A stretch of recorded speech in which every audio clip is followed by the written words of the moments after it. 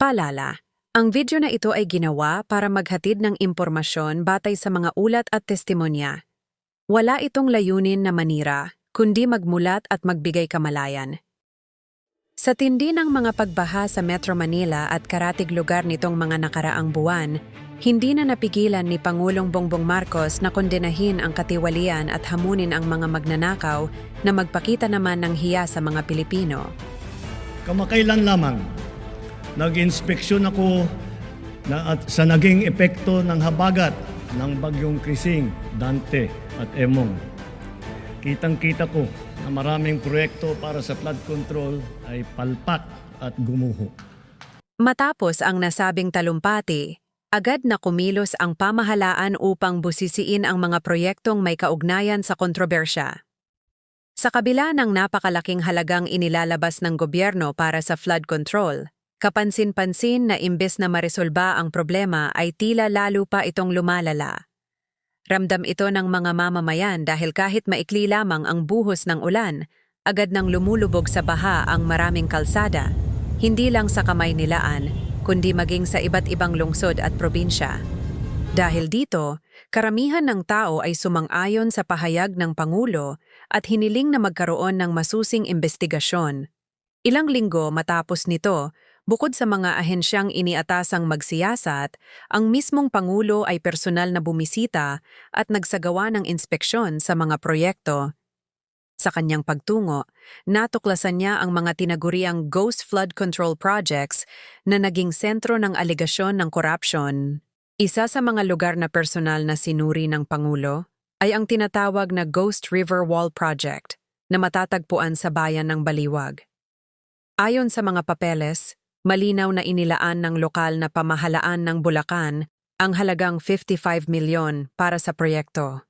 Ngunit sa aktwal na kalagayan, imbes na isang maayos at kumpletong river wall na makakatulong sana laban sa pagbaha, ang bumungad ay isang tila inabandonang istruktura, malalaking blok ng semento na nakatiwangwang at walang pakinabang sa mga residente. Kung hindi dahil sa mga dokumento, mahirap paniwalaan na ganoon kalaking pondo ang inilaan para sa isang proyektong mistulang hindi man lang natapos. Sa sobrang garapal ng katiwalian at lantaran ng paglustay sa perang pinaghihirapan ng taumbayan, hindi na iwasang magalit ang Pangulo nang kanyang makita ang ulat mula mismo sa DPWH. Ang halagang 55 milyon ay maituturing na maliit lamang kung ihahambing sa mas malalaking anomalya. Batay sa pagsusuri ng komiteng kanyang itinalaga, lumabas na sa dami ng flood control projects na isinagawa sa nakalipas na 3 taon. Iilang piling contractors lamang ang nakakuha ng halos 20% ng lahat ng kontrata. Ang ibig sabihin nito, umiikot lamang sa kamay ng iilang tao ang bilyon-bilyong pondo na dapat sanay nakalaan para sa proteksyon laban sa pagbaha. Sa laki ng pondong inilaan ng pamahalaan upang tuluyang maresolba ang matagal ng suliranin ng pagbaha, aabot ito sa bilyon-bilyong piso mula sa kaban ng bayan. Ngunit sa kabila ng napakalaking gastusin, nananatiling malaking katanungan kung saan napunta ang pera dahil wala pa ring nakikitang malinaw na pagbabago ang mga mamamayan. Para sa karamihan, tila walang saysay ang proyekto dahil patuloy pa rin ang malawakang pagbaha sa iba't ibang lugar. Hindi rin naiwasang ihambing ng publiko ang mga flood control projects sa Marikina. Matatandaan na ang Marikina ang isa sa mga laging binabanggit sa balita sa tuwing may malalakas na bagyo o pag-ulan. Halos taon-taon, nagiging sentro ito ng pinsala at pagbaha. Kaya naman para sa marami, kung talagang ginamit ng maayos ang pondo, dapat sana'y makikita na ang malaking pagbabago sa mga lugar na palaging binabaha. Ngunit hanggang ngayon, pareho pa rin ang sitwasyon. Sapagkat ang Marikina ay tinagurian na catch basin dahil ang Marikina River ay parang watershed, kung saan ang mga tubig na umaapaw mula sa katabi nitong lugar pati Pasig River at Manila Bay ay napupunta sa Marikina. Kaya kapag malakas ang ulan, ay talagang automatic na babahain ang syudad na iyon. Sa tindi ng nararanasan ng mga mamamayan, ang local government doon ay hiningi na ang tulong ng national government. Ang gobyerno ay binigyan sila ng budget na mahigit kumulang na 500 million para sa 3 proyekto. Nang simula ng proyekto noong 2024 at tuluyang matapos pagsapit ng 2025, Nagbigay ito ng malaking ginhawa sa mga residente ng lugar. Hindi tulad ng dati, hindi na sila nangangamba tuwing bumubuhos ang malakas na ulan dahil napatunayang epektibo ang nasabing flood control system. Ligtas ang kanilang mga bahay at hindi na sila muling naranasan pang malubog sa baha. Isang malinaw na tagumpay ito, ngunit kasabay rin ng tagumpay ay ang pagkadismaya ng maraming Pilipino sa ibang bahagi ng bansa, lalo na sa National Capital Region, na patuloy pa ring lumulubog sa tubig kahit sa maikling oras ng pag-ulan. Sa mga sumunod na linggo, dumami ang mga pagkukumpara. Maraming mamamayan ang nagbanggit ng mga flood control system sa ibang bansang may malinaw na plano at masusing paggamit ng pondo at ikinumpara ito sa proyekto ng Pilipinas na madalas nauuwi sa anomalya. Lalong nag-init ang damdamin ng publiko, hindi lamang ng mga ordinaryong tao, kundi maging ng mga kilalang personalidad at artista nang umusad ang investigasyon sa Senado. Naging mainit na trending topic sa buong bansa nang makitang hindi mapigilan ng ilang senador ang kanilang galit habang kinukwestiyon ang mga contractors na inimbitahan sa pagdinig. Ayon sa Senado, layunin ng inquiry na tukuyin kung paano nagaganap ang mga irregularidad sa mga proyekto at direktang tanungin ang mga kontratista kung bakit tila walang nakikitang resulta ang mamamayan sa kabila ng napakalaking pundong inilaan. Ang malinaw na mensahe panahon na upang managot ang mga sangkot sa anomalya. Pero upang malaman na rin kung sino-sino pa ang mga kasabwat ng mga ito, ang malala ay kahit sa DPWH na ahensya na nakafocus sa mga nasabing flood projects, ay meron palang mga tao na kasabwat ng mga ito. Ayon sa dating empleyado na ito mula sa ahensya, ibinahagi niya na ang korupsyon ay hindi nangyayari kapag naigawad na ang kontrata sa mga contractors. Sa mismong listahan pa lamang ng mga proyekto ay malinaw ng bumabaha ng pera. Karaniwan, ang unang nilalapitan ng mga kontratista ay ang kongresista ng bayan o probinsya kung saan nakatakdang ipatupad ang proyekto. Halimbawa, kung may nakalaang budget na 500 milyon, makikipag-usap ang kontraktor at mag-aalok ng halagang 30 milyon kapalit ng simpleng pagsang-ayon ng kongresista, walang hirap, walang pawis, pero instant na malaking kita. Ngunit hindi dito nagtatapos ang racket. Kapag naaprobahan na ang tinatawag na Notice of Award para sa contractor, mayroon pang karagdagang bahagi para sa kongresista. Maliban sa naunang porsyento, may nakalaan pa umanong 75 milyon, nakatumbas ng halos 15% ng kabuwang halaga ng proyekto bilang advance payment. At hindi lang pirma ng kongresista ang kailangan para matiyak na sa kanila talaga mapupunta ang proyekto. Kailangan ding makuha ng mga kontratista ang pabor ng district engineer na ayon sa mga salaysay ay nakakatanggap din umano ng bahagi karaniwang nasa pagitan ng 5% hanggang 7%.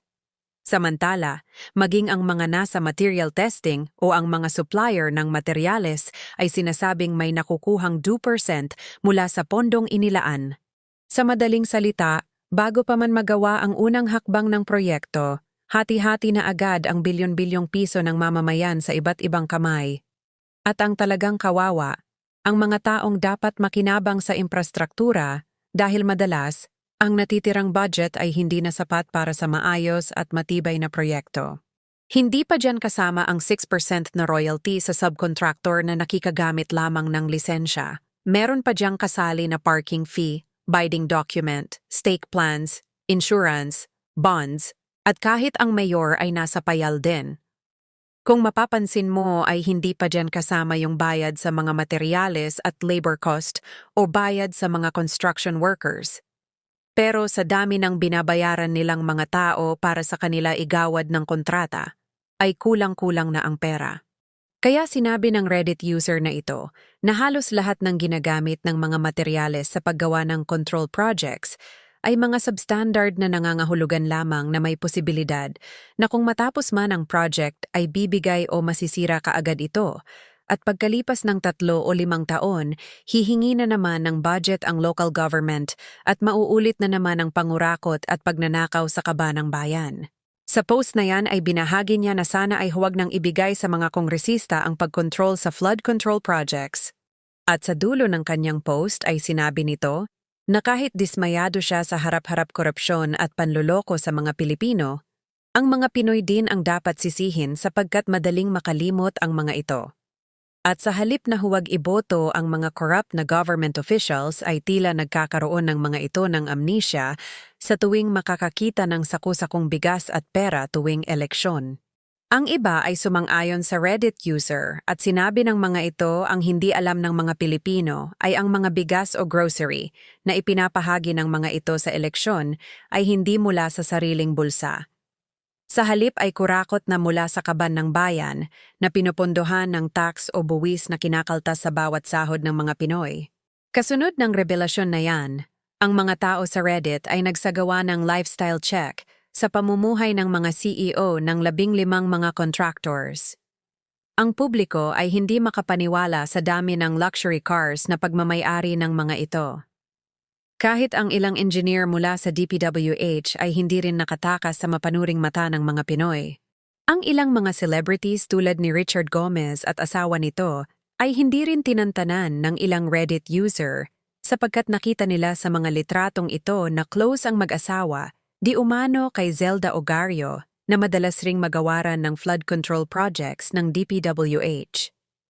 Ang pamilyang Ogario ay di umanong merong 3 contractor sa kanilang pamilya. Kaya ang iba ay hindi mapigilan na mag-iwan ng komento na kaya pala daw galit na galit si Goma sa nag-aakusa sa kanilang mag-asawa na mga corrupt din. Ilang mga tao mula sa iba't ibang probinsya ay hindi rin nagpatalo at isa-isa nilang inexpose ang mga garbong buhay ng mga contractors na nakatira sa kanilang lugar. Ang taong ito mula sa CDC Construction ay napatunayan na nagawaran ng 613 million project. Pero ayon sa Reddit user, tila ito ay nagkaroon ng kickback dahil sa sports car na ito at mahal na relo. Kasunod ang pagsilip sa lifestyle ng mga kongresista, mayor, contractors, ang ibang mga Pinoy na galit sa harap-harap ang korupsyon at pagnanakaw sa mga buwis na ibinabayad nila. May ilan pang netizens na hindi na nag-aatubiling ibunyag sa social media ang koneksyon ng ilang contractors at construction companies sa mga kilalang pamilya. Sa isang viral na post, tinukoy pa ang Santo Cristo Construction, isang kumpanyang nakakuha umano ng mga flood control projects na umaabot sa 3.5 billion. Kapansin-pansin daw ang marangyang pamumuhay ng pamilya ng CEO, mula sa paggamit ng mga luxury brand hanggang sa halos walang katapusang biyahe sa ibang bansa. Ang mas lalong ikinagalit ng isang Reddit user ay ang tila pagyayabang pa ng mga ito, na para bang ipinapakita ng lantaran sa publiko ang kanilang yaman na hinihinalang galing sa nakulimbat na pondo.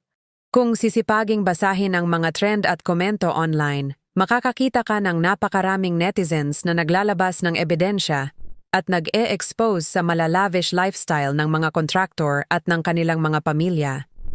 Pero ang pinakamalakas na umalingaw-ngaw sa balita ay nang mismong ilang artista ang nagpahayag ng kanilang saloobin tungkol sa corruption sa flood control projects. Isa sa mga nadamay sa issue ay si Heart Evangelista, na asawa ng Senate President Cheese Escudero. Bagamat hindi siya direktang sangkot sa mga proyekto, hindi siya nakaligtas sa batikos ng publiko. Marami ang nagkomento na ang kanyang karangyaan umano ay konektado rin sa perang nagmula sa flood control scandal. Ang ganitong klase ng usapin ay lalo pang nagpaliyab ng galit ng mga tao sapagkat para sa kanila, habang ang karaniwang mamamayan ay naghihirap tuwing bumabaha, may mga piling pamilya at personalidad na namumuhay ng sobra-sobra mula sa kaban ng bayan. Nag-ugat ang kontrobersya ng muling mabalikan at kumalat sa social media ang isang panayam kay Senate President Cheese Escudero. Sa nasabing interview, inamin niya mismo na nakatanggap siya ng 30 milyon mula sa isa sa pinakamalalaking kontraktor at idinahilan na ito raw ay ginamit sa kanyang kampanya. Para sa publiko, ang ganitong pag-amin ay malinaw na nagpapakita kung gaano kalalim ang impluensya ng mga kontratista sa pamahalaan. Ngunit hindi lamang mga kontraktor ang binansagan ng mga tao. Kasama sa umani ng galit ng publiko ang mga suppliers, ilang opisyal ng DPWH, pati na ang kanilang mga asawa at kaanak na nakinabang umano sa mga proyekto. Mas lalo pang nag-alab ang damdamin ng mga netizens nang makita nila ang mga anak ng contractors na tila walang pakundangan sa pagbabahagi ng kanilang marangyang pamumuhay online. Para sa maraming Pilipino, nakakasakit ng damdamin na makitang habang sila ay nagdurusa sa baha at nagtitiis sa mabigat na buwis, may mga pamilya namang tila ipinagmamalaki pa ang yaman na hinihinalang mula sa nakausakaban ng bayan. Sa mata ng publiko, ang simpleng pag-post ng mga branded na gamit, luxury cars, o bakasyon sa ibang bansa ng mga ito ay nagsisilbing insulto, parang pagyurak sa pinaghirapang pera ng mga ordinaryong mamamayan. Marami sa mga netizens ang naghayag ng sama ng loob, ikinukumpara ang sarili nilang sitwasyon sa marangyang pamumuhay ng mga anak at kapamilya ng contractors.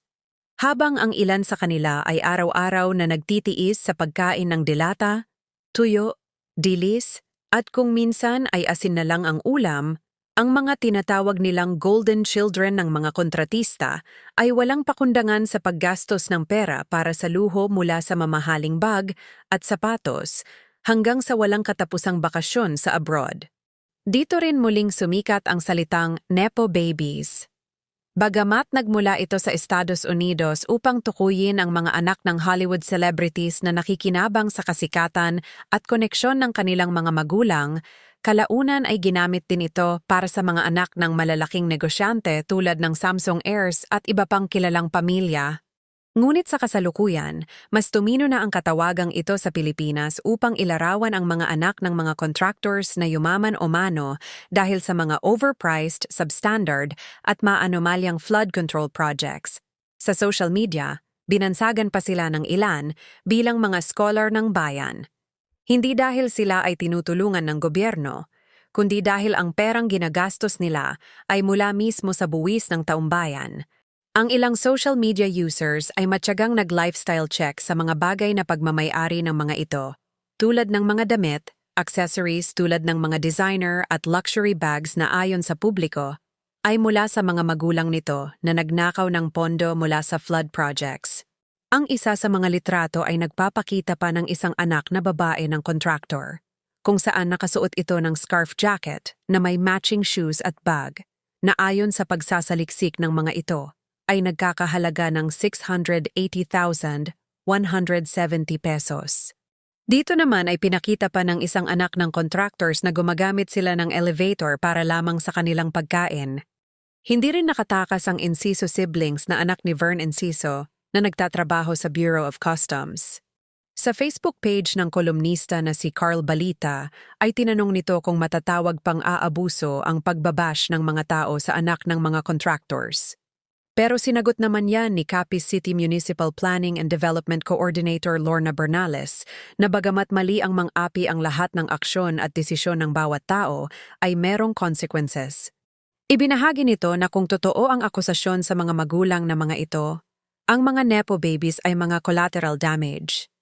Idinagdag nito na ang problema ay hindi dahil sa anak sila ng mga contractors. Ngunit ang issue ay ipinapakita at ipinagyayabang ng mga ito ang kanilang marangyang pamumuhay. Sinabi niya na ang mga taong nakakakita sa mga post ay nasasaktan at nababastusan sa kanilang mga ikinikilos, lalo na at karamihan ng mga Pilipino ay naghihirap. Iminungkahi nito na ang mga Nepo babies ay mag-ingat at dapat tumigil na sa pagpo-post sa internet, lalo na kung may duda sa pinanggalingan ng yaman na kanilang mga magulang.